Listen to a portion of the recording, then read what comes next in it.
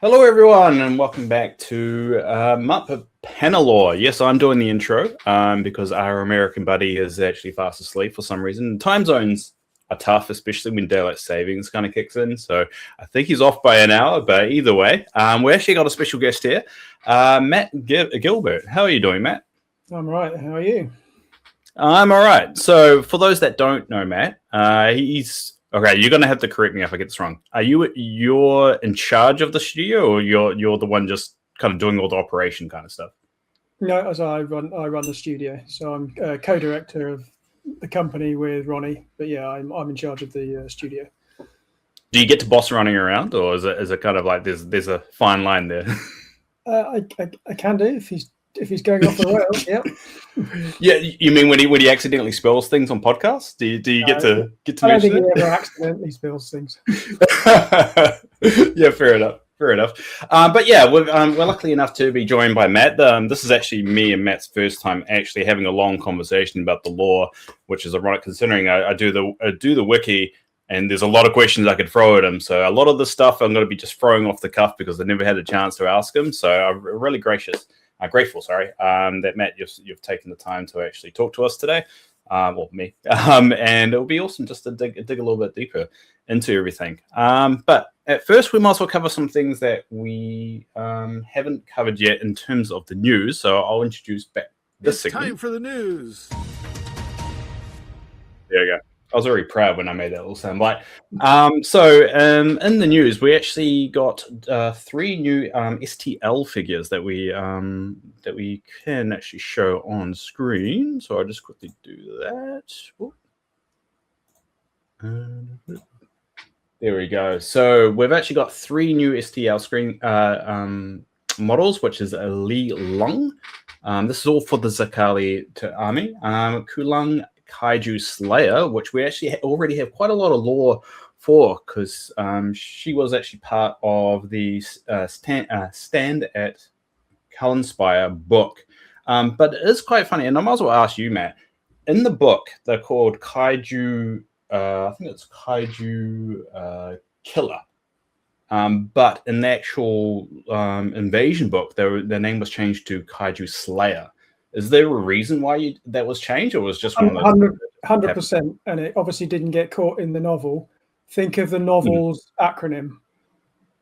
Okay, yeah, okay. So that is right, because Matthias had a theory that was going to be the reason why you wanted to change it. It's quite. Oh, there we go. We confirmed something there. It was the acronym was KKK, which we won't go into at all. Why that's a bad thing. And if you don't know, go look it up. But either way, there's a lot of lore already established for Kalan, and also Baida. Is it Baida Witch Eater? Baida. And Baida. Sorry. Beta Witch Eater. These models are really, really good, and I'm really glad that you guys have released these. Was this always the plan to release these 3s as STLs, or was it more of those cases of like you thought of this after you had made the original sculpts for? We wanted to make sure everything was available, but we didn't have the capacity to launch it all physically. Okay. In time, or obviously with everything else we've got going on as well. But there was space in the kind of the digital sculpting segment for the vault and for print on demand. So we put them in there, and we'll probably continue to do that with armies as well. I mean, it's a good move. Some of the named characters, so get generic stuff out there for people to buy, and then if they want a named one, it's more likely to be digital. Well, it's a really good move, and I was really excited when I saw that, because it kind of ties into what we're doing, the competition of the Golden Celestian, which is basically a painting competition to paint a model that is part of canon. So I add something every podcast, or try to at least add something to the pot of the prize pool. So at the moment, it's Drowned Secrets and the Heroes of Kickstarter from the Dungeon Saga Kickstarter back in the day. And this week, we're actually going to add all the models from the League of Infinity. So I've got a little bag of all the models there that was going to be added to the pot. So if you do want to enter the competition, those new STLs are included in this as well. So if you want, just paint it up, post it in our Discord. and you could actually win that big pot at the end of the year. And if no one does, I'll just keep them. But that's no simple way. All right. Well, I think we'll go now. Actually, while you're here, I'm getting a lot of questions, and we might as well rip this Band-Aid off because otherwise people are just going to hang on until anything is mentioned. The new book, Fracture. What can you tell us about that? Because there's a lot of questions coming my way. Just ask about this. When is it coming out? What armies are involved? And all that. And we might as well just rip the Band-Aid off and basically tell us what you can tell us. So what can you tell us on Fracture? Well, good question, because I know that I think the marketing for it kicks off in a couple of weeks' time. So if I tell you anything now, then it might trash over everything in the order that they want to reveal things in. So I think everyone knows, and Ronnie said ages ago that the lead army is nature. So I think that's not a surprise. That's certainly confirmed. And there are 3 others in there. But yeah, as I say, the marketing team have got a comms plan on how they're delivering it, and it's not far away now. The book's in layout now, probably 75% of the way through. So it's a couple of months away. Well, I'll bring up the conversations that have been happening all over all the different forums, Reddit, and also on Facebook as well. And this is on my screen at the moment. I've got a screenshot from the Kings of War Fanatics page of someone just asking a similar question. And on it, they mentioned Ronnie spilling the beans about ogres, which seems to be the trend. Everyone's mentioning Ronnie said something because later on in the same thread, it mentions that elves were confirmed at a Q&A in Australia. Apparently the Direct Misfire podcast covers that as well. So apparently there's a lot of kind of rumors out there of what's actually going to be confirmed. But the only thing that we will be able to say for sure is forces of nature. Is that right, Matt? Yeah, and you can say for sure that comment at the bottom about elves were confirmed, but Matt Selleck is correct. It's not Fracture. We're confirmed for the...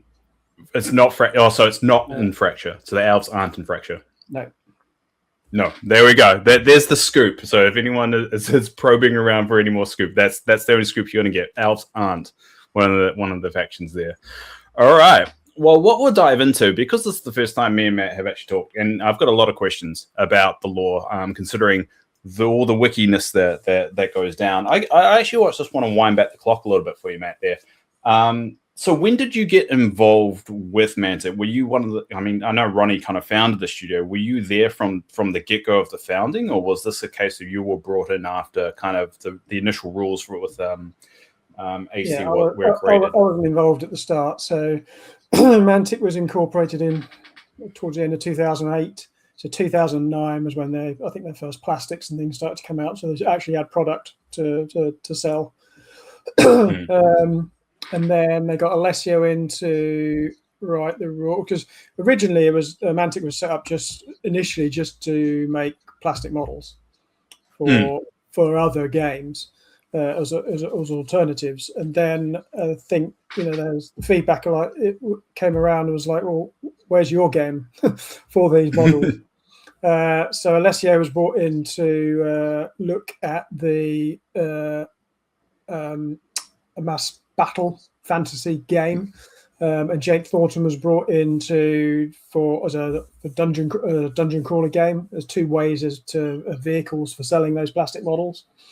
And obviously what Alessio created was the first version of Kings of War, which at that point was just on a folded out piece of paper. There wasn't much to it in terms of rules, but obviously the core of that is what survived through to today. There's been tweaks around the edges, but I'd say 70% of what he wrote there is the rules as they are now. That engine that's still there. I think I missed the first open day. I went to the second open day just as a customer. So I picked up Kings of War. I'd seen it on some forums, and we started playing it in favor of some other fantasy games, and it was like breath of fresh air, and this is so much easier. Went to an open day, just got chatting, became a Pathfinder, one of the volunteers going out and doing demos and things like that. and then just involved in the playtesting of Kings of War and stuff for the book you've got the picture of up on screen now, which was the playtesting leading up to that book being released, part of the original Kickstarter and things like that. And then Ronnie wanted a rules committee formed, so I took the lead on that. I was the chair of the first rules committee. And then heading into second edition, Ronnie said it would be great we need to increase the player base. It would be great to be able to create army lists or publish army lists for a lot of the armies that people might have from other systems that aren't in Kings of War yet. And I'd already been doing that on forums. I'd created a Ratkin list. I'd created like a Lizard Man list and things like that. So I took all those with the RC as it was then. The guys where I was working with, we developed those lists, and then between us we carved up who was going to write the background and the lore for those. I think I probably did the bulk of it and then edited them.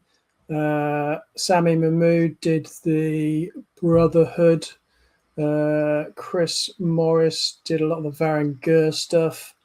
Dan King wrote a lot of the Herd stuff. So between us, we wrote a lot of that lore, which has now obviously survived through to today.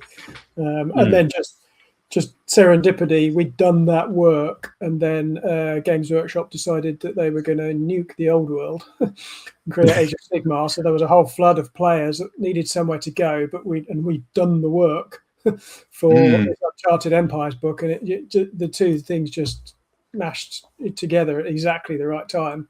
I know people think that timing-wise we reacted to the Age of Sigmar, but that's not what happened at all. It was just pure coincidence, because we had no way of knowing that they were going to do that, because it was obviously massively secret.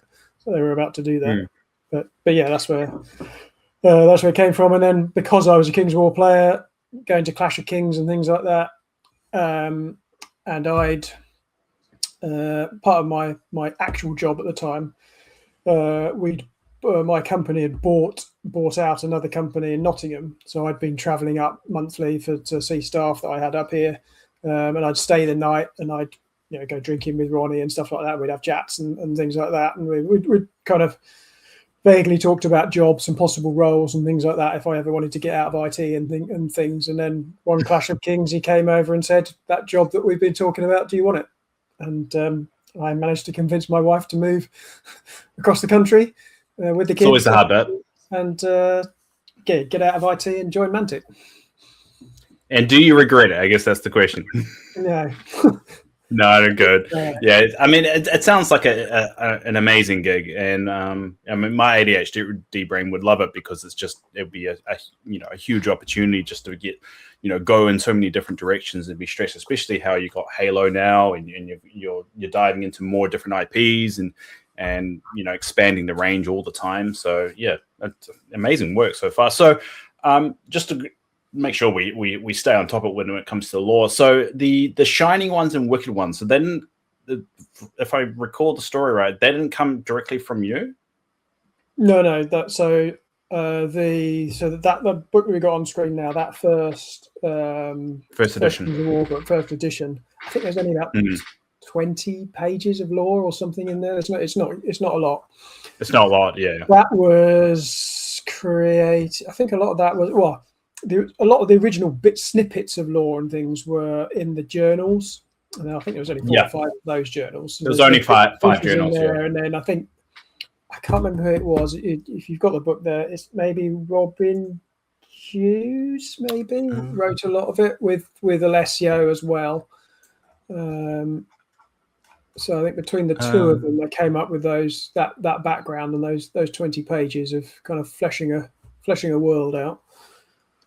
So it's the background by Guy Haley and Anthony Reynolds. I know someone Ronnie knew from Workshop.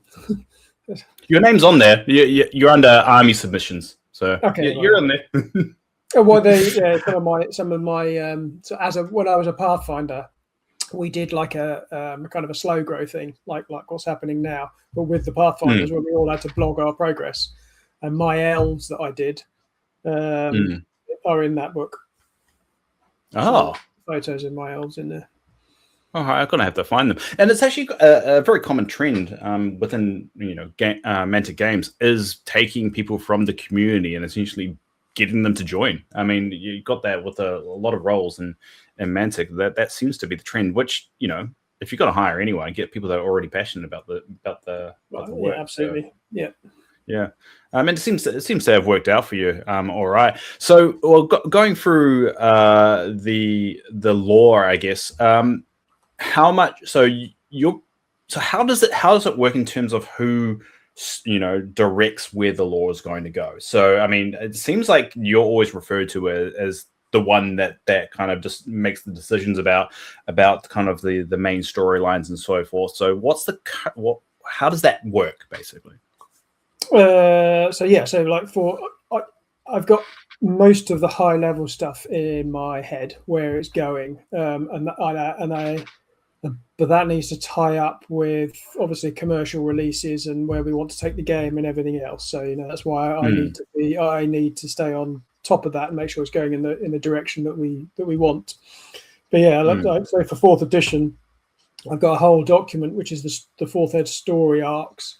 And where it comes in from 3rd and then exits again, going into obviously the next round of books and everything else. And that's all documented, and each of the expansion books, what they cover, is all documented in there. And then so that's from a high level point of view, and then like with these expansion books and the novels and things, I work with Winterzar and the authors and things, and I'll commission them to say, right, I need you 3 guys to write the Fracture book or whatever it is, or maybe Rob Berman did the lore for the rule book. So I'll work with them, and they're all aware of the high level plan. But then they've got scope and remit to go and flesh things out, or chuck their own ideas in and say, well, instead of that, what about that? Or let's do that first, rather, and change the order of slightly of things. But the overarching story arcs, yes, comes out of my head, for better or worse. I guess that's a nice little segue there, going and talking about 4th edition lore. How have you find that? Because with 3rd edition, it was really, I don't know if in-house is the right word, but it was really kept within you and within people within Mantic. But now with going to 4th edition, we're getting those authors who have done some amazing novels like Mark Barber has done with Steps of Deliverance, getting them to write the lore. How have you found that? Do you find it more or less challenging? They wrote stuff for 3rd edition as well. So okay, I wasn't. There was some chunks of bits that I wrote for the 3rd edition rulebook, but a lot of it was at one point there was supposed to be like a lore source book which never saw the light of day. But I took a lot of that and used that in 3rd edition, and that was externally written. So I wrote, filled in some blanks and things like the background of Talinar and all of that. So I wrote that stuff and a lot of the Northern Alliance bits and pieces. But a lot of in fact, probably all of maybe the last 2 or 3 Clash of Kings books, all the lore in those, with the halflings and stuff as well, was all externally done. Nothing was done internally. So there have been guidance and say you need to talk about this, you need to talk about that. These events need covering and stuff, but otherwise it was all externally done because we've got no writers in Mantic itself. Well, you had Rob, and then he moved on to a new job, right? Yeah, because he likes writing, so yes, he went off to do comms elsewhere. But yes, but he still does a lot of work for us. So I think he was very involved in the Champions lore, from my understanding. He wrote all of the Champions lore as well as the game itself. Yeah. So Champions, his baby. He's got a bit of a brand in that one. I love talking to him. So going forward, I guess. So you said you got all of 4th edition mapped out. How much flexibility do you have with the story about changing it as you release it and people get the story and kind of react to it, are you kind of taking that feedback in and making modification, or the story is pretty set in stone? It's just a case of ticking the high level stuff certainly is, but from the middle downwards, it can move around and change. And as I say, the authors can have ideas and change. They want this here, we want that there, but there's deliberate points or hooks within all of that where we can plug in other games, whether that's Armada or Vanguard or Dungeon Saga or whatever. We could say, it's a potential Dungeon Saga hook here, so we could build a game and plug it in there, and then you've got the games referencing the same thing, different games but set in the same world, referencing the same storylines. So that's all possible. And there's also, there's points in there where I say I think we should run a summer campaign here, and you can have A or B, and I'll just write whatever happens A or B into the next book when it comes out. So that those things are all flexible. So there's room in there for people's authors' ideas and things like that, but there's also room in there for players to influence stuff as well through summer campaigns and everything else. I guess tying it, or mention the summer campaign that's actually coming up now. Some people seasons are a little bit different, Matt. So what exact month does the summer campaign actually start? Because my summer is in December. So okay, British summer then. and Australia. Yeah. I don't know when Alex is planning to run it exactly. It'll probably be July, August time, I would guess. Yeah. And one of the questions I was asked to actually bring up is some people feel like the summer campaign, it doesn't actually affect the story too much, that it kind of like will end where it was always planning on ending. I guess with the summer campaign that you have planned, how much influence to the story will it make? Nothing to the high level. So that will always carry on. But down here, if something changes on a map, or I don't know, some city somewhere, a city destroyed or something, or that will happen, and then we'll write that into the law that happened. Yeah. But the path is still going to go on. All right, that's good to know. All right, well, we'll go on to the 4th edition, because what started this whole conversation about Matt coming on was actually he was listening to our Road to 4th edition short stories, and we did our best to kind of interpret the stories, kind of work out how it ties into 4th edition. We didn't actually expect Matt to listen to them, so hopefully we don't get ripped a new one with this conversation. But we'll bring up the stories. I don't know whether you want to go through each one of the stories, or kind of just want to briefly touch on each one of the stories, or kind of tie in the points. Some of them are a little bit obvious than others. But I guess, what's your interpretation, or just an overall feeling on all these stories? Matt, what's your perspective on them? If you make them a little bit bigger, then I can see, and then I'll go through. Oh, sorry. There we go. There we go. We'll go out of control at the top. Some of them were obviously targeted at 4th edition, and some of them, so like out of control, I wrote to signpost changes to the Retcon, probably. The Retcon and Abyssal Dwarfs as well, because the Retcon slaves were kind of merged into that's what that was about. Plus, it was just a bit of fun.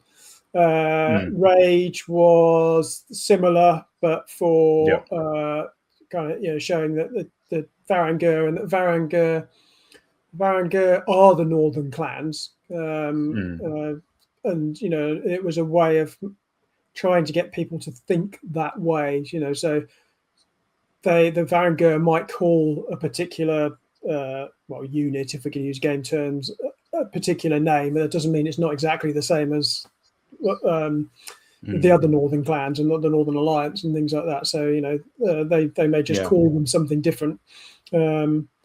Because they had Twilightkin exiles, I think, in the story as well. And I always saw the Vanguard as a little bit xenophobic as well. They're only like humans. So that's kind of what surprised me. I don't know. What's your interpretation of the Vanguard? Because I always saw them as a bit xenophobic, of like only like humans because they were following the old gods. And I was surprised when that was actually mentioned there.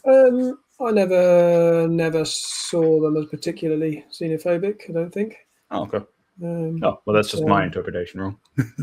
It's the joys of this, the kind of laws. Like everyone's interpretations can be slightly different, but I guess they're more aligned with the Twilight, or they can align with the Twilight kin. The Traveler was kind of an obvious one there because So that was Dan. Dan wanted to write something that sort of explained why in the Champions releases we had those little bits of MDF that eventually made up the Zakali symbol. He just wanted a way of tying those physical pieces with into the lore to make them have more meaning, if you like, rather than just collectible pieces. Which is why he wrote that one. Yeah, I think it was one of Mark's favorite stories, and I loved it because it was the first story outside of the Champions book. I think we got a story about one of those champions.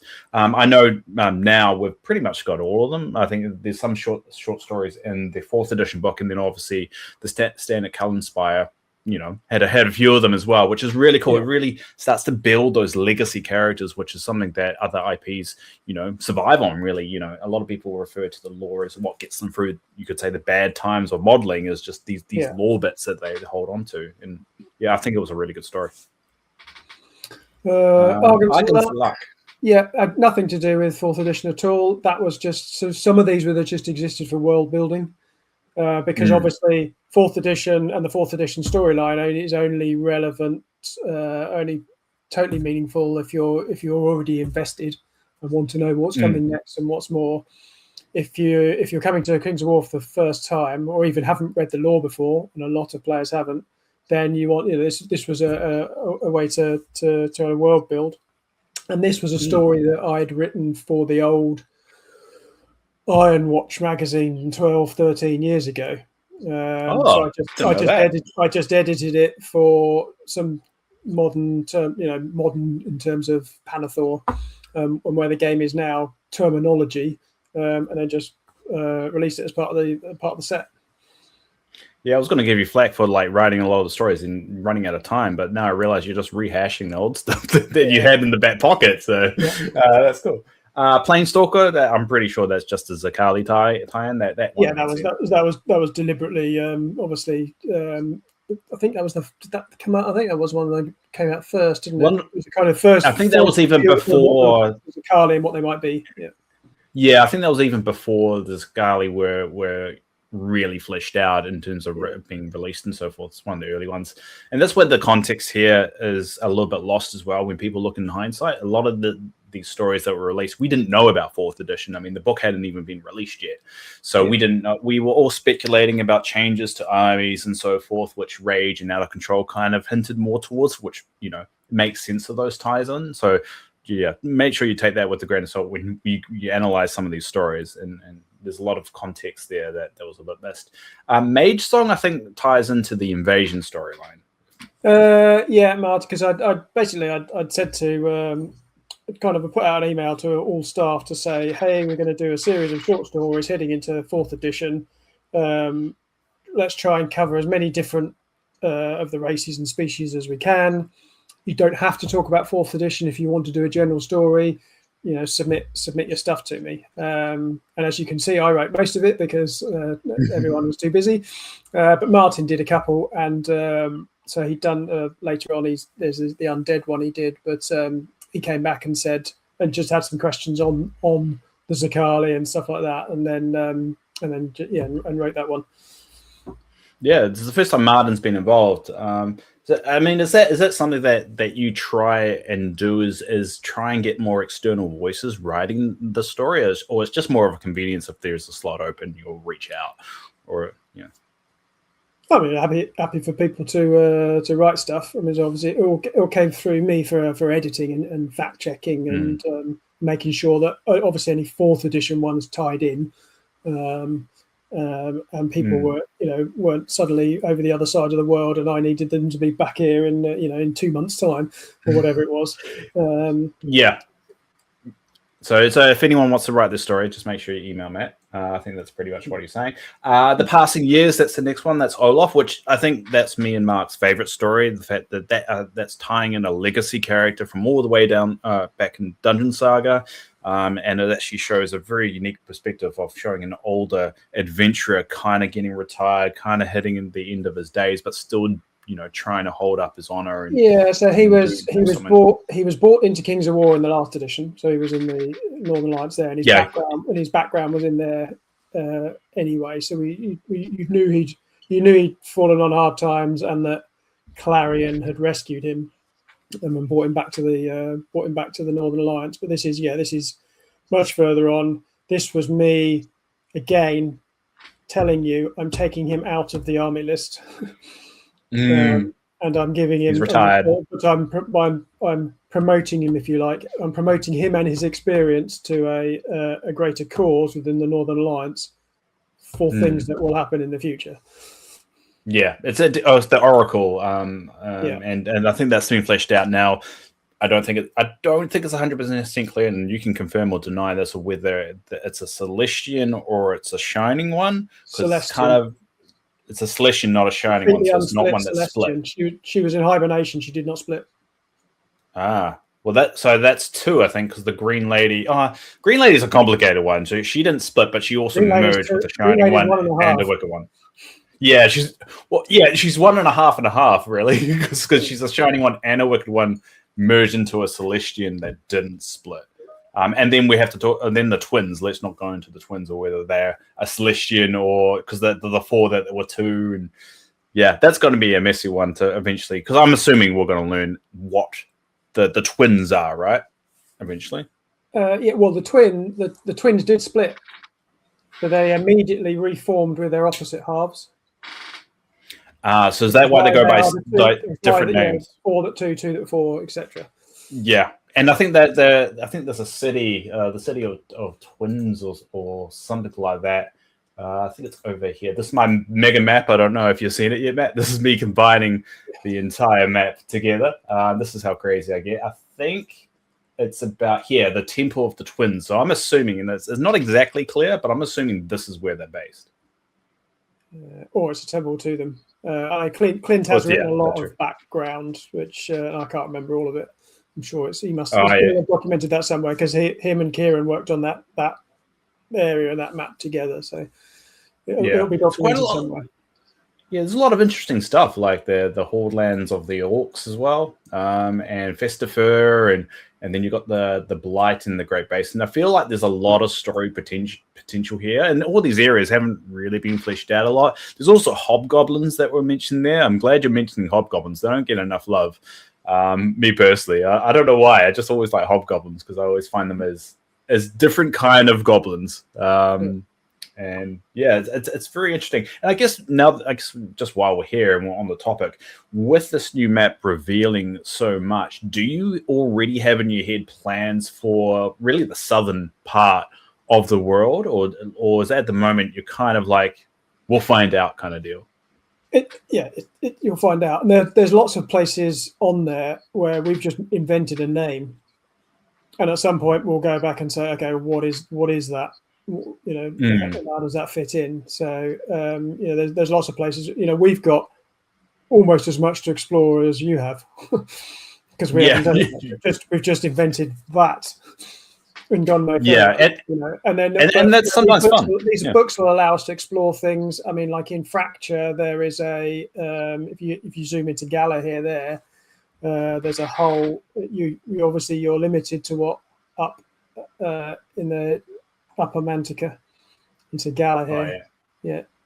So that's as much as you've got of Gala here in detail. Now we've got an entire double page spread, 2 pages, which is Gala here in Fracture. Oh, that's interesting, because there was a lot of mentions in Nature's Night of places as well, and that would be a really good time. I'm assuming, based on how you've treated the lore with the first book, I think there's you're going to hopefully incorporate some of that stuff into that map, and that's actually really exciting. Have you seen the map yet? Because Kieran, who does all the maps, we reached back out to all the authors and to Brandon and stuff and said, and if there's any mentions of obviously Gala here and locations and settings anywhere, let Kieran know, and then he'll place them and put them all in.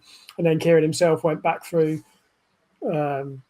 Dungeon Saga and all and Vanguard, and all the books, everywhere he could find where there was a reference of it. It's like, right, where do I fit this? Oh, that's cool. That's cool. I just love that kind of fleshing it out. And I mean, all the stuff is an investment as well into the future. The fact that writers and yourself can just come back and just use all this established stuff and just tell new stories with it. And I think that's just really exciting. So there's a little bit of a scoop for you for the next Fracture book. We're going to get a map of the Forest of Gallia finally. And it is a lot smaller than what it originally was, because before the world got flooded with the infancy, it was a lot bigger as well. So yeah, that's really, really cool. Good example of just inventing something and then coming back to it later is the Blood Shrine. So I think when at the beginning of third edition, I just put that on the map down there and thought that's probably a Twilight Kin thing. And then when Clint came to write the background for the Twilight Kin, I just said to him, "Make sure you tell us what that is." Yeah. Oh, that must be fun as well. Like, I mean, there's so many things that will happen with as well. There's especially a lot of places here that you mentioned, like what are they called, the Jackanee Islands, like. What's in all these islands down here? I mean, there's an opportunity for so many different races and species to arise in realms. So and eventually, either setting books there or or novels exploring them, or and I'd love to get into RPGs and stuff one day, and really those sorts of lore books, great locations to go and explore for us and for gamers. You're doing the groundwork already. Was it deliberate to kind of model off the real world, or is it just something that just happened? I think it started that way. With the original, if you look in version 1, kind of really zoomed in around the infancy, and that was kind of modelled on the Mediterranean. So you then had, a video and stuff like that was kind of like North Africa and coming round, and then obviously got the Basileans, you got Sparta and stuff like that. It was all very Earth centric, and then we made it a bit bigger, and then Kieran. So we've got Kieran Morris, who does the maps now, but at the time on the rules committee we had Chris Morris, no relation at all. But Chris did a lot of the early map work, and drew and it kind of expanded very similar to this as to what it could look like going forwards if we ever got to the whole world. And it was his drawing that we then put on in the picture of the library, on the ethereal library here. Yeah. And then when Kieran came to do the whole world, he went back to that to make sure it was as close as possible. We can always fudge it because that map can be redrawn, and you can ask it questions to say what if, and it will redraw it to show you stuff. So it didn't have to be 100% accurate. But that picture there we've got on screen now will be very close to what's on that map, based on Chris Morris's original kind of doodling and sketches and piecing stuff together. And just to one of your question you asked me, I can't remember if it was when we were recording or not, about whether the Earth is round or whether Pannilore is round or flat. It's definitely round, just like any normal planet. It's not the disk world. And part of the work, Kieran always, whatever I give him, just always goes above and beyond. He has at one point he created and modelled the whole planet as a sphere, and worked out where all the continental plates and fracture lines and things would be, to work out why there were mountain ranges in the places that they were and everything like that. So it's definitely round, and Kieran, the madman, has modelled the whole thing. So no flat earthers here. But yeah, that question actually came from Josh Lafoon, who asked, is Pannilore round? And weirdly, that's a question I got quite a lot as well. It's like whether the earth is round or not. I think it's also because it's a fantasy. You can make it flat if you wanted to. I think that's the whole idea of it. But at the end of the day, it's a real world. And keep in mind, the Celestians aren't from this world as well. They have their own world somewhere. So that makes a little bit of sense. They've got all these different worlds and everything happening out there, with the void being the connected tissue. Actually, there's a question for me. I don't know if you answer this. Are the Celestians from a different planet or a different kind of dimension? Well, certainly a different planet. The different planet. So they are still in, you could say, the universe of Pannilore, then it's not they just came from a different dimension through the void or whatever. I can't. You don't know. No. I'm just saying what I have plans for how to reveal where they came from, but I can't tell you yet. Yeah, no, that's fair. That's fair. I mean, this is always the fun thing about these kind of conversations. Cool. All right. Well, we'll get back to stories. Actually, remove that and then put that there. Actually, just before we move on from Olaf, we've actually got information now about Royden with Ben Stoddard's stories. And to be honest, everyone should be reading about the War of Stone, of the argument of Stone and the Pride of a King. I really love that series that's going. Have you got plans for the other two of the Fab Four? So that's Denethor and Margaret. I don't know how to say her name, but the elf. Madrigal. Madrigal. Yes, Madrigal.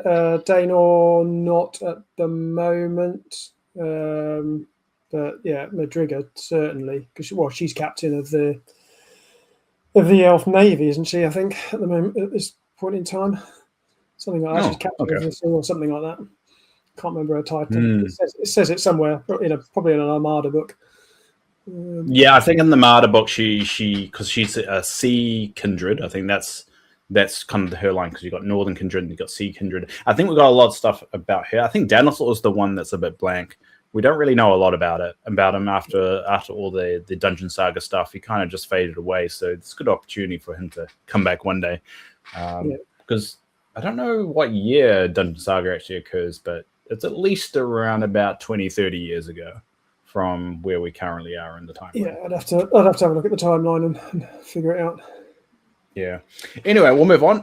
Valencia. Now, this is the one that seems to hint at Ophidia's connection as well. So I don't know if that was the tie in there, because there's a lot of Ophidia mentions, even though it's something that you guys have been teasing since second edition, really. I don't know how much you can tell us about Ophidia, but was that the point of that story? Yeah, I mean, Valentica is an interesting place. I just wanted this with Darvled as well. This story was just to show that the Ophidians are basically have their fingers in their spider webs and their spy networks and everything everywhere. They like to pull the strings from where they sit, the God Kings, and lots of things might happen for good or bad that it's entirely down to them and their schemes and their plans and whatever they're trying to do in the world. So it was just a nod to that, really. Yeah, Are we going to be learning more about Ophidia by the end of 4th edition, or is that they're still going to be a little bit more secretive? No, you'll know a lot about them by the end of it.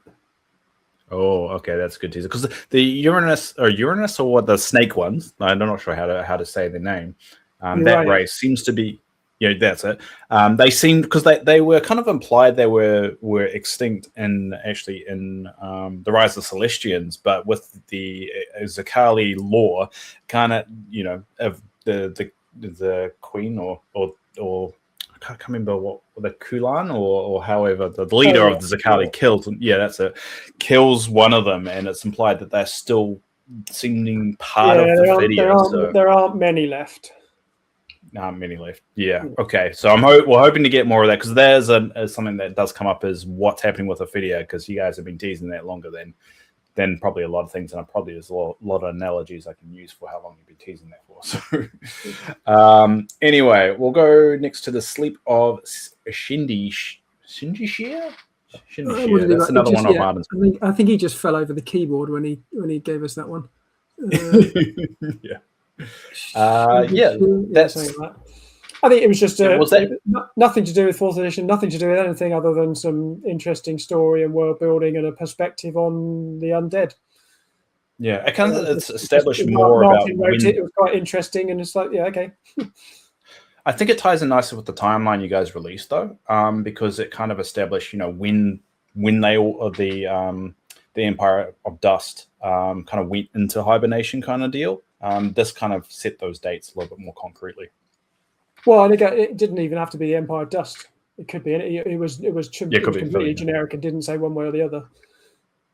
True, that's you make a good point. I just interpret it to be them. Mainly because the art that you used was Empire of the Dust. So that's probably it. That's Dan just using whatever he can find as art. Yeah. Yeah. Someone of the Forefathers. Yes, that was Elliot did that. So just submitted it. I think he'd been sending a lot of like little poem thing he'd been tossing around for a while. And I thought actually it might be a good thing to put into the book with the dwarves when we get that. So it's quite there's a little box out and a little thing. But yeah, so it's not really a story. It's just kind of a snippet, a recording of their thoughts and their dogma, if you like. Yeah. I mean, I think we said it on the podcast when we were analyzing it. It kind of hinted that the dwarves knew about this Celestians before they made official contact as well. That was, I don't know if that was intentional, but that's how I kind of interpret it with the lore. Next one is Soaring. If you remember that one. Why did I do this one? Was just because I think I hadn't really done anything about abyssal dwarfs, so I wrote an abyssal dwarf story. Yeah, because I think it's like three dwarfs, and it kind of implied the three dwarfs unit kind of has integrated with the main dwarf list now, because of the flying unit there. Do you have plans for the three dwarfs and the dwarfs, or is that going to just less questions I ask about that, the better, probably? No, there's definitely plans for them. I mean, there's still two distinct factions within the dwarfs. We've merged them back for now into one list. Doesn't mean that's that way forever. I guess sitting on that thought for a little while, with factions that you're essentially, I don't know what you call disestablished, at least you can't play them on the table at the moment. How has that gone down from your perspective? Are you happy with where we're sitting with all the factions, or do you see yourself as at least the team slowly integrating some of the more factions, but doing it in a different way next time when you're like, Liga Roidina, the Free Dwarfs, kind of that kind of thing? I think if some of them will get done through hero choices and things within the army, and which will do certain unlocks, which allow you to then theme armies in certain ways. I think that's more the way to do it. Some might get split back out again if there's a good compelling reason. We can say actually we can do a whole range of models for this faction which is distinct from this one, and make that separation. Others were just underused, and I did use a lot of data from the companion to see how many of this unit are being taken and how many of this list are even being taken and stuff like that. So there were some ones I think people knew were just going to happen, like things like Ratkin Slaves. So I know there are some Ratkin Slave players, but across the whole player base, it's I looked at it and it's like there's only 5 lists in the companion that people have made across the tens of thousands that are in there. It's like this is not a very big player base. We can do this. We can merge them back in with their the abyssal dwarfs. And things like with the Sylvan Kin, the Elven Kindreds. You can represent that. You could still have, if you want to paint Sylvan Kin, you can paint your elves as like Sylvan elves. That way, yeah. And then take some of the heroes, and you can still theme your army that way. And we'll add more hero unlock options and more heroes and things as we expand the lists, and we see which way the game's heading and the meta and things like that, and what players are liking and not liking and things. And we'll just like we've always done with the Clash of Kings books, we'll move. The players ultimately set a lot of the guardrails, and we move around and in between them. And sometimes we'll go outside them and say, "Hey, look at this cool thing." I mean, at the end of the day, you don't know whether Zakali would be popular or not, and you still introduce them. It's just one of those things. So it's interesting. You're using more player feedback to kind of drive really the lore in a weird way as well, of like what armies to keep and not, and that companion app. So I guess if you want to keep your army around, use the companion app, and just make sure you make it known, because at the end of the day, that's data you can use. Cool. So yeah, we'll move on from soaring. Go for the league. Talking about what we're just talking about, the League of Roidener. I think this is probably the last mention we've had the League of Roidener for a while. I just wanted to show that they're obviously they're still there. Yes, they haven't got their own distinct list at the moment, but we moved a lot of we tried to make sure that a lot of their units could be replicated in the generic Kingdoms of Men list, and there were some heroes. You got halflings in there now. There are a couple of halfling units in there as well, yeah, but not as many, because obviously they split from the league. But this one I read. This one was to show a little bit, to show that the league was still there. So nothing's retconned.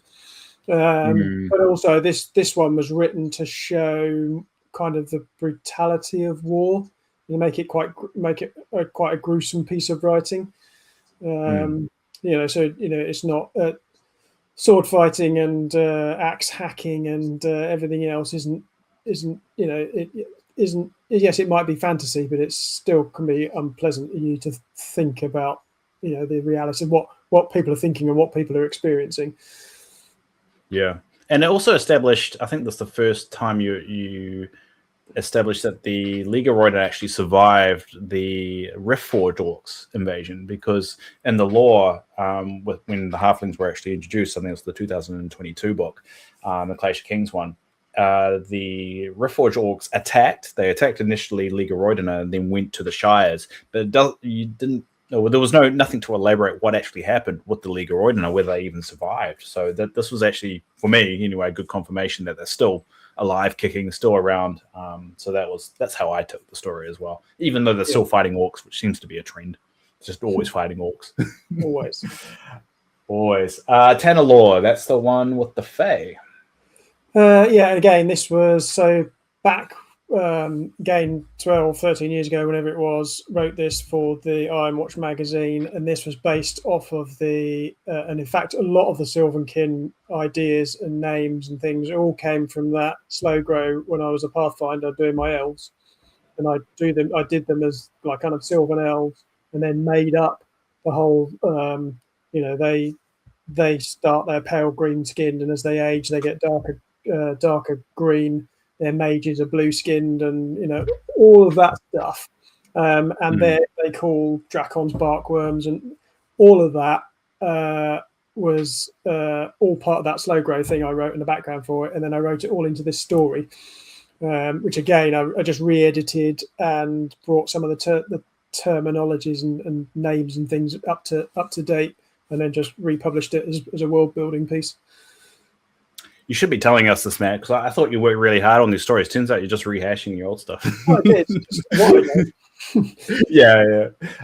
We'll go to Skrit. I think this is the one, the Ratkin one, I think. Yeah, just wanted one with actual Ratkin rather than slaves. There's a couple in there. I just wanted some were in there for humour, some were in there for point, to make a point. Like I said, that the League of Roidener one was in there just to show kind of brutality of war, and then there's others in there for world building. This one and the next one were just in there from a kind of a comedy point of view, really.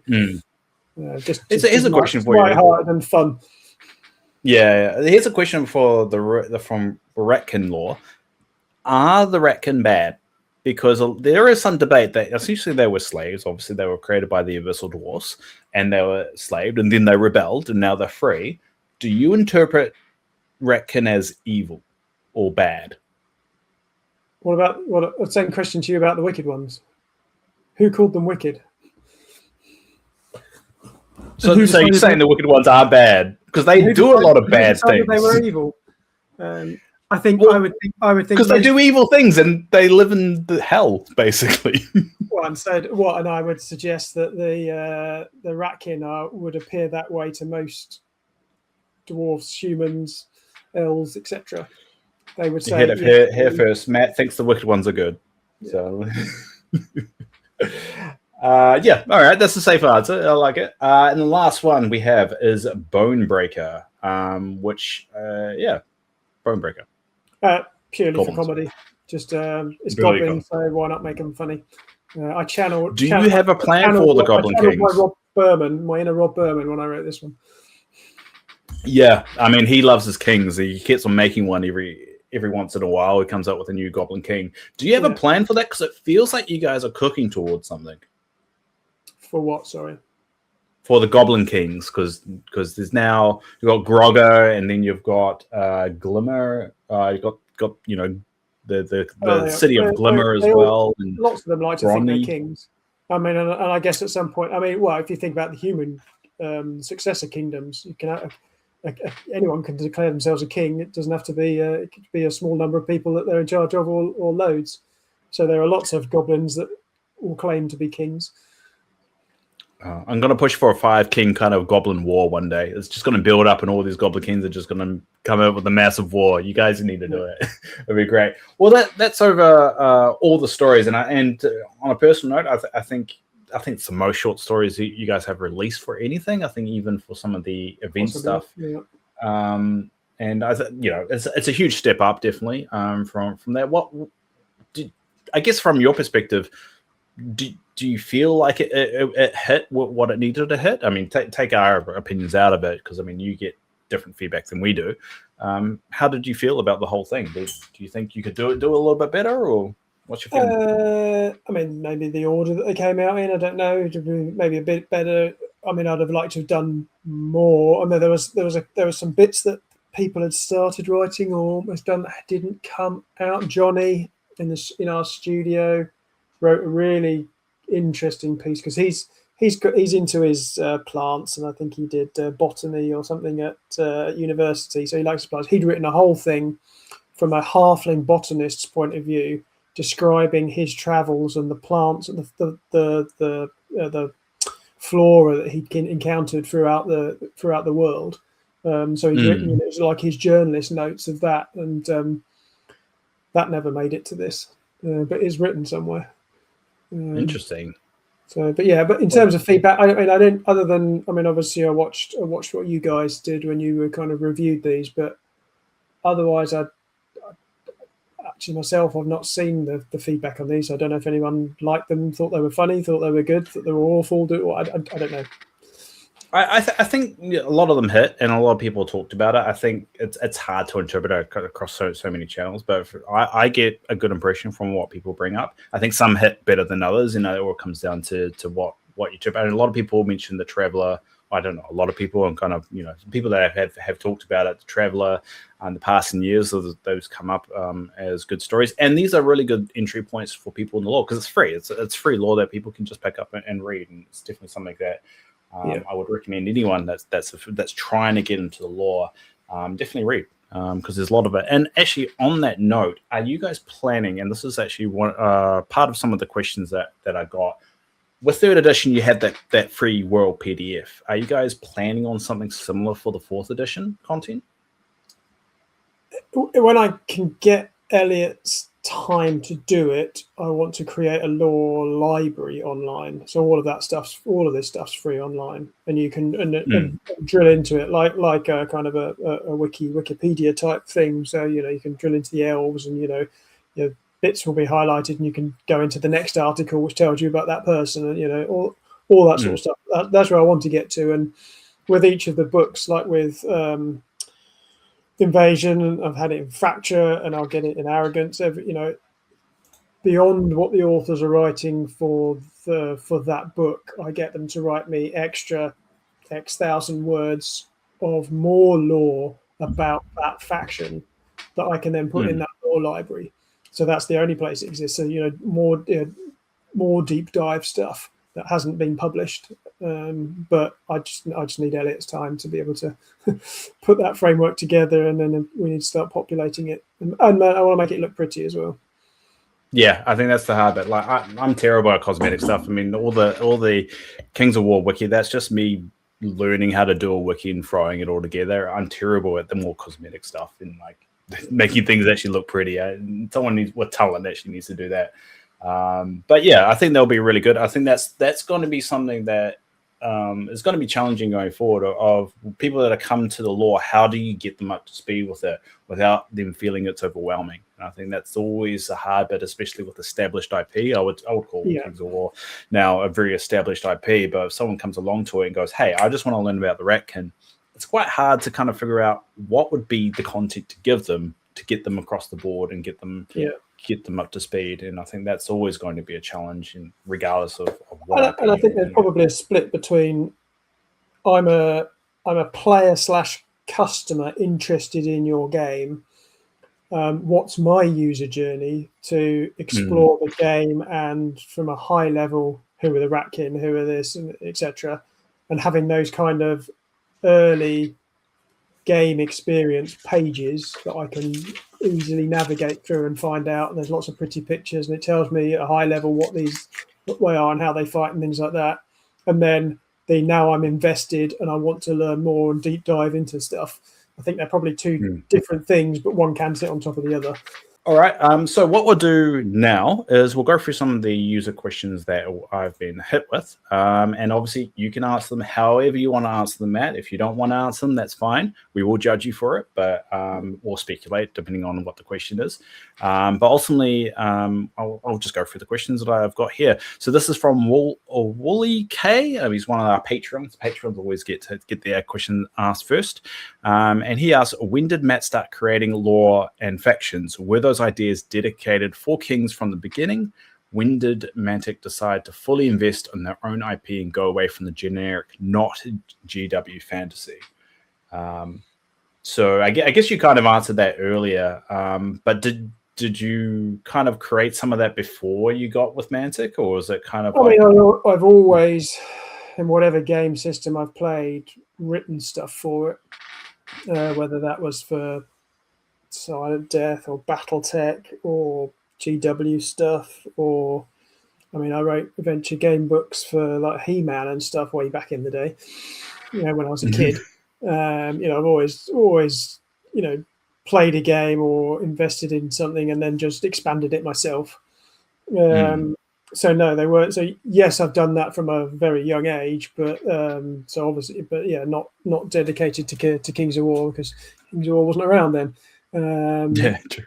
When did Mantic decide to double down? Fairly early on, with, as I said, getting their own games in place, and then obviously, but even when Kings of War as a game came out, the race, the armies in it were very fantasy generic, and it wasn't until the Night Stalkers were probably one of the first that were. No one had kind of done before and was unique to Mantic, and we put that in the Uncharted Empires book, the first Uncharted Empires book, the second edition. So that book was not just bring your old armies across to this game; it was and here's a totally new one as well. Did you ever have any trouble with copyright? Because a lot of people would look at New Kings of War armies and go, "Wait, this is just a GW army." A good example of the Abyssal Dwarfs and the Chaos Dwarfs are very similar in terms of their style. Did you guys throughout this entire process have any problems with that? No, because it's so generic, and as well, probably as other companies will tell you themselves, once something's generic and everyone's using it, then everyone's using it. An orc's an orc at this point. In the fantasy world, an elf's an elf, an orc's an orc, a dwarf's dwarf, and if you want if you want to specialize and copyright it, you need to change the name for sure, and put extra vowels in and everything else, and change the name so that your name's unique. Like and then you can, to a certain extent, you can protect the appearance of things, but that's a little harder. So yeah, very, very generic stuff. Everyone does. I think Blizzard kind of broke that mold because there is, and it's never confirmed, but you hear it in documentaries when they talk about Warcraft, the origins of Warcraft, is that Warcraft actually initially started as a GW game, as a Warhammer game. And then something happened with the IP, and then they kind of just went off their own thing, but they still use that kind of orc kind of thing, and then that kind of broke the mold, and now it's used everywhere. But then you could say Warhammer was inspired by D&D, and you can keep going backwards and backwards, and Lord of the Rings, all the way to Tolkien. Else. Yeah. So I mean, yeah, it's good that it seems friendly enough in terms of that, and that it's not a hobby that they're constantly suing each other, which seems to be the way with IP nowadays. Everyone's just trying to dig it up. So it's interesting to know that it's been relatively calm for you guys. All right, cool. We'll dive off to Chris's question next. I guess, what's the main inspiration of the world, and how does Mantic create a unique identity for Pannilore that stands out? So I guess, is there anything that you're trying to aim for when it comes to Pannilore, of how you're trying to make it unique?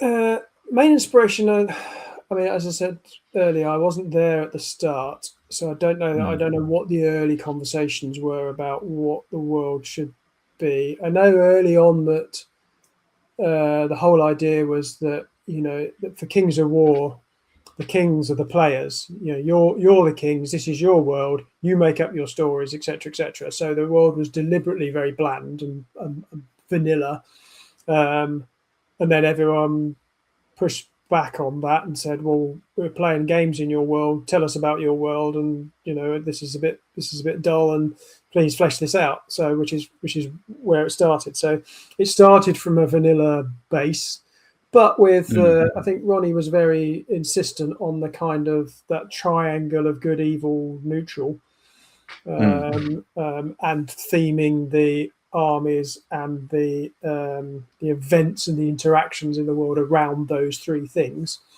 So I think that's the base. What are we trying to do in terms of unique stuff? I think we're trying to drift away. You got to strike a balance between what's familiar to people, and therefore they've got a comfortable way in.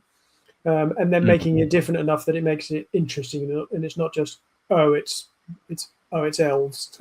I know I understand elves. It's like, well, I understand elves, but that's different. Or you're trying to do that, so it's not an easy game to play. And you've got to do that, and then you've got to just put across it. You just need to have interesting stories and the world. I said we built that world, and we're still exploring it ourselves. So it could take us in directions that we don't expect. Who knows? Yeah, and that's part of the fun of it, really. And especially how you bring in external authors and working with Winged Hussar, which we've had really great chats with Brandon. And to be honest, every author I have spoken to that has written a novel seems to have just a lot of love for what Pannilore is and what potentially it could become, because there's a lot about the world we don't know. We've just really been revealed the map of I don't know if that's all the map of Pannilore, but a good chunk that we don't know exists. And there's so many different races you can bring in. That last map is the whole world. I object because there's no representation of New Zealand on that map. So I don't know whether I believe you there, Matt. There's no maybe it got flooded. Oh no! What are you doing, man? Climate change is a real thing in this world. Don't do that to us. And Australia's not there as well. So I mean, there seems to be a theme of forgetting us southern hemisphere people. I'm just saying. Well, the whole of the Americas isn't there either. Well, less said about that, the better at the moment. So let's just move on from that one. All right. So that one of the big questions we have was about that kind of that lore book, or the background of the lore. You're saying when you have Elliot really has time to get around to it. I guess for now, what would you recommend to people that are trying to get into the lore, trying to catch up? What would you recommend them to do? Well, certainly the that third edition free law is all still there and is all still relevant. So that's probably the best place to start with. What we put into the rulebook was very specifically pared back from the third edition because we wanted the rulebook to be a rulebook rather than a law book, but have enough in there to at least set the scene and say what had happened in the past and where we were now. And then the expansion books to go into more detail on each faction and et cetera, et cetera.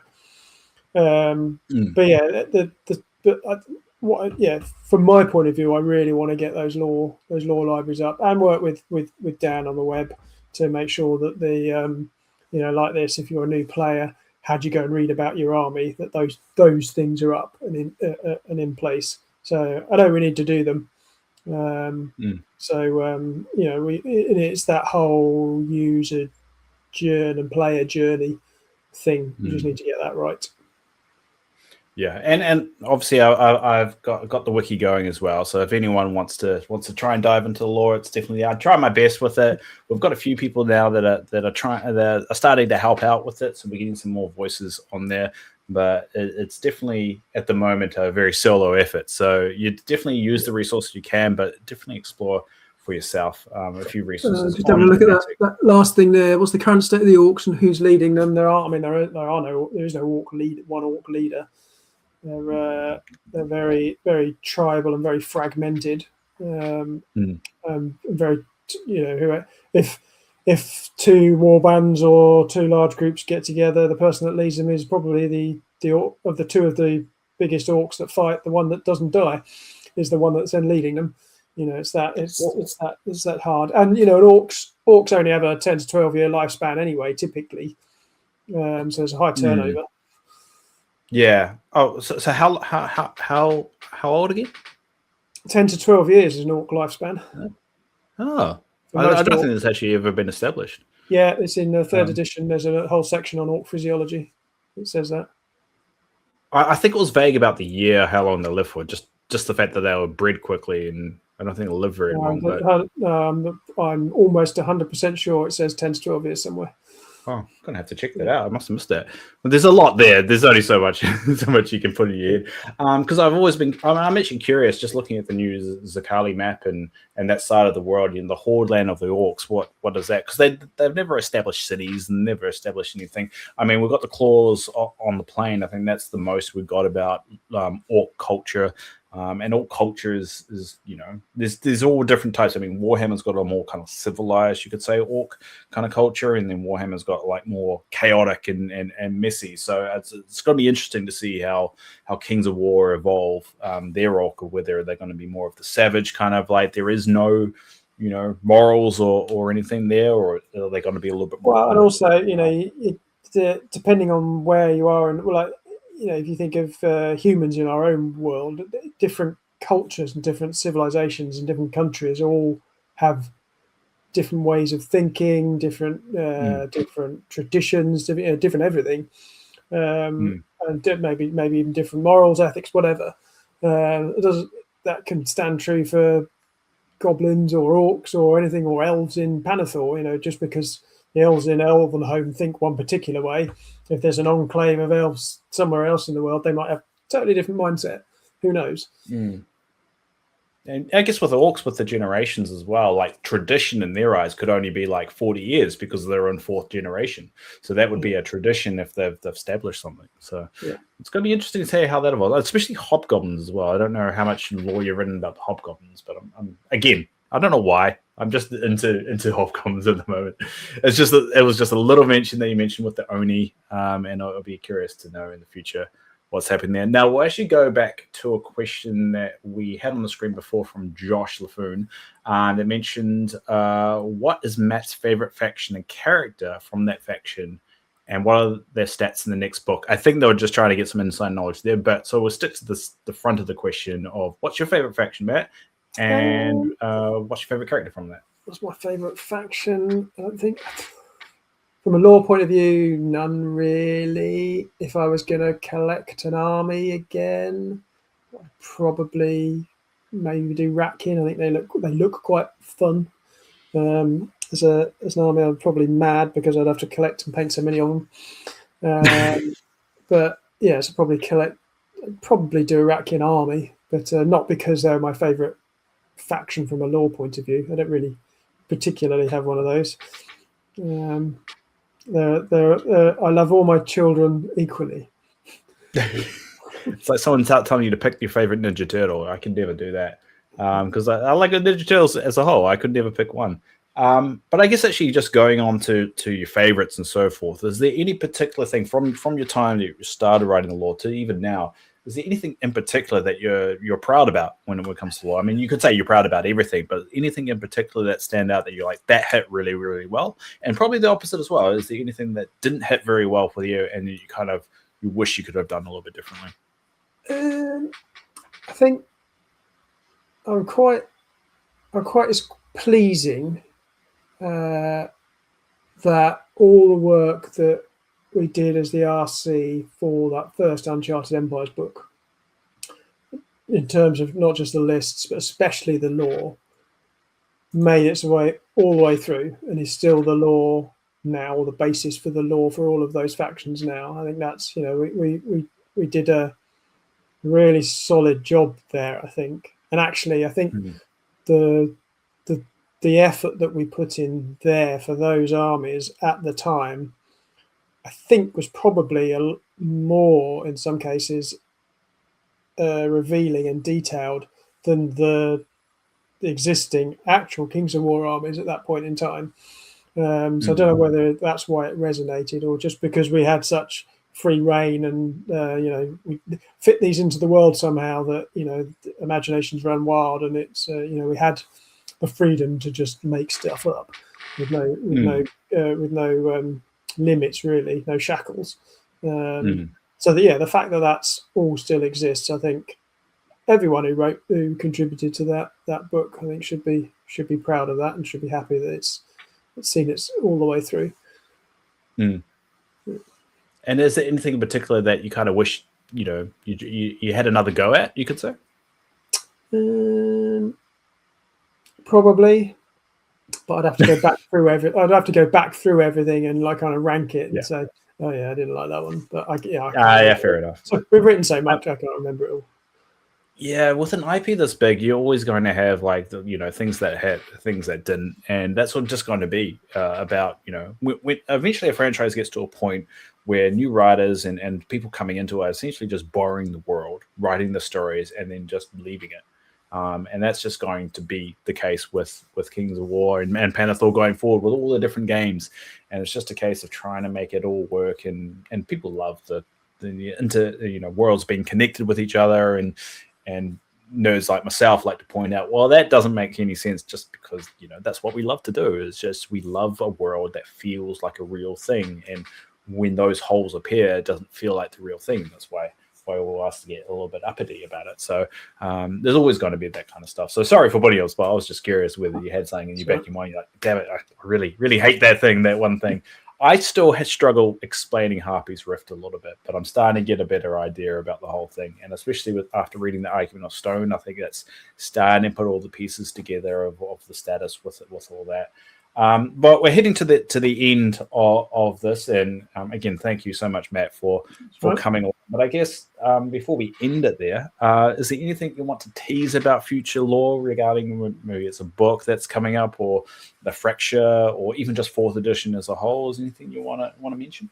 Well, as I said, as everybody knows, we've got these expansion books coming out. We're looking at not changing what we were going to put in them, but just reformatting them, making them a little bit more digestible to everyone. So, the Invasion. I've had people that read Invasion say it's brilliant. I've had people that have read it and said like it, but it was hard to read in small chunks. Look from probably Arrogance onwards in just restructuring and reformatting how we deliver the lore and the things, and mix things up a bit more in the books. Just to make it a bit more digestible in chunks and kind of pick up and put down type book rather than read all the way through. But I think it's what's always been interesting is the number of the demands we get for for lore and fleshing out the world, etc., etc. And then when you actually talk to a lot of players, there are a large number of players that have never read any of it. And so you can, so they say, well, why is this happening in this army? And you explain it. They say, oh, well, I don't know the lore. So, okay. So, but then when people do read the lore, then they're like, wow, this is amazing. So I think it's, if you've got time and you want to, please do, please do read the lore. If you're a Kings of War player, to understand the bigger picture and immerse yourself more. Yeah, I think one of the things that surprised me when I first, because, you know, and as the story, my personal story with Kings of War goes, you know, when I got really, really sick and was in the hospital, I read up on all the lore, got really into it, you know, smashed through Broken Alliance, all that stuff. And one thing that kept on coming up when I was going through the Facebook groups and the Reddit, people were complaining that the Kings of War didn't have any lore. It did. The lore was there. I mean, this is, you know, during 3rd edition, you know, just after, well, I think this was like in 2023. I can't remember when I got sick, but but either way, the lore was there, but everyone for some reason said they didn't. Kings of War didn't have lore, didn't have that. But there were legacy characters. Some of the characters that we talked about today existed well before I came along, 10 years before I came along. So ultimately, the lore is there. It's just a case of it needing to be accessible. And it's such a good platform of launching. You know, if it sounds like you guys are hinting at Vanguard's going to come back, but you know, tying Vanguard into that, the RPG that you mentioned, I know that tried to get off the ground at one time, but that could definitely come back. And all this good lore is being established, and it's a shame if people don't get more invested. So I completely understand that sentiment that you've said there. And I think I really do feel like you guys are starting something in terms of building this world out. And yeah, it may not pay off straight away, but this establishing lore that you're doing right now will pay off in like 10 years' time. And it's going to keep on building. New players are going to come on, new writers are going to come along, and this world will start to really feel like an ongoing thing. So yeah, that was just my little piece. And just on the side note, Matt, thank you so much for reaching out to me, both privately and on here. You guys have been helping me get through a very, very rough time with the lore, and that's why the wiki exists the way it does. Is I needed a lot. I've got a lot of downtime, unfortunately, because of my health situation, and I really appreciate you guys being so receptive. And that seems to be the trend with you guys, is just looking at the community, reaching out to the community, getting them more involved. And I think that's the way a modern day company needs to survive. They have to listen to their community, otherwise you guys get blasted on the internet for I don't know something. I don't know the latest controversy of Warhammer. I'm sure it's something ridiculous. So that's normally the trend with it. I think it was something to do with a Dawn of War 4 trailer or something like that. Anyway, yeah, we'll leave it there. Thank you so much, Matt. I really do appreciate it. Thanks for having me. Yeah, it's great, and hopefully I can rope you into another one of these conversations. Maybe we'll have Mark. But yeah, just reach out to. And yeah, if anyone has any questions out there for Matt, send them through. If I get enough of them, I can harass them to come back on one day. So we'll leave it there. No problem. So thank you. Thanks, everyone. Thank you. See ya. Yeah, guys. Bye-bye.